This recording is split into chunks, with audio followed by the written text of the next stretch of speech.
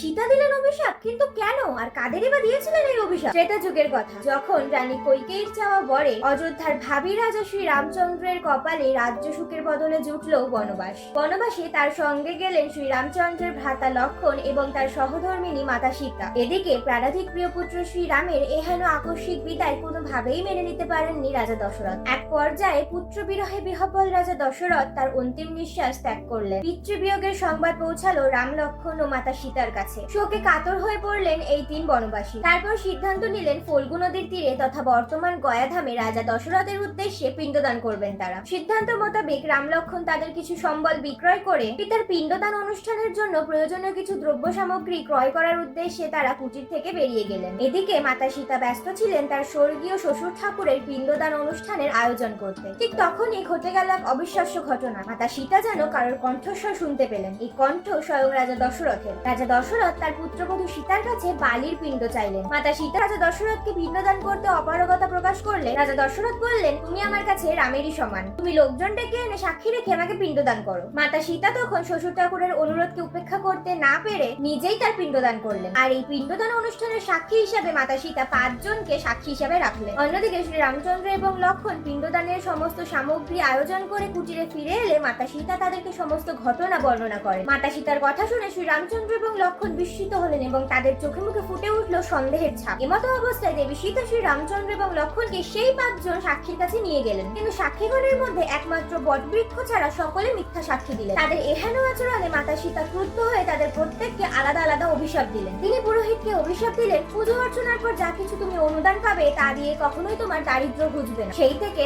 অভাব পুরোহিতের নিত্য সঙ্গী হলো। এরপর তিনি ফল্গু নদীকে অভিশাপ দিয়ে বললেন, এই নদী সারা বছর শুকনো থাকবে, এমনকি বর্ষাকালেও খরা দেখা দেবে এর বুকে। শুধুমাত্র এই নদীর নিচ দিয়ে বইবে জলের ধারা। তাই আজও গয়ার সেই ফল্গু নদী অন্তঃসলীলা হয়ে বয়ে বেড়াচ্ছে মাতা সীতার অভিশাপ। এরপর মাতা সীতা গাভীকে অভিশাপ দিয়ে বললেন, প্রতিটি বাড়িতে তোমার পূজা হলেও সেই বাড়ির সকল মানুষের এঁটো খাবার তোমাকে খেতে হবে। এছাড়াও তোমার মুখের এঁটো সবসময় অপবিত্র বলে গণ্য হবে, পবিত্র বলে গণ্য হবে গোবর, গোমূত্র ইত্যাদি। এরপর দেবী সীতা তুলসী বৃক্ষকে অভিশাপ প্রদান করে বলেন, তুমি পবিত্র বৃক্ষরূপে পরিগণিত হলেও তোমার জন্ম হবে যেখানে সেখানে। অবশেষে সত্য সাক্ষী দিয়েছিল সেই বটগাছটি, যাকে প্রাণ ভরে আশীর্বাদ করে দেবী সীতা বলেছিলেন, যখন এখানে কেউ পিণ্ডদান করতে আসবে তারা তোমাকেও পুজো করে সুতো বেঁধে যাবে, তোমার আয়ু হবে দীর্ঘ এবং নাম হবে অক্ষয় বর। কালের সাক্ষী হয়ে মাথা উঁচু করে দাঁড়িয়ে থাকবে তুমি। কিন্তু 5 জন সাক্ষীর মধ্যে 4 জনই মিথ্যা সাক্ষী প্রদান করায় দশরথ পুত্ররা পুনরায় পিতার পিণ্ডদানের কার্যে বসে। এই সময় সেই অদৃশ্য কণ্ঠস্বরে বিরক্তি প্রকাশ পায়। কণ্ঠস্বরটি বলে ওঠে, দেবী সীতা এই কাজটি সফলভাবে সম্পন্ন করেছেন। এরপর রাম, লক্ষণ 2 ভাই নিজের কর্মে লজ্জিত হন এবং মাতা সীতার কাছে ক্ষমা প্রার্থী হন। হরে কৃষ্ণা, হরি বল।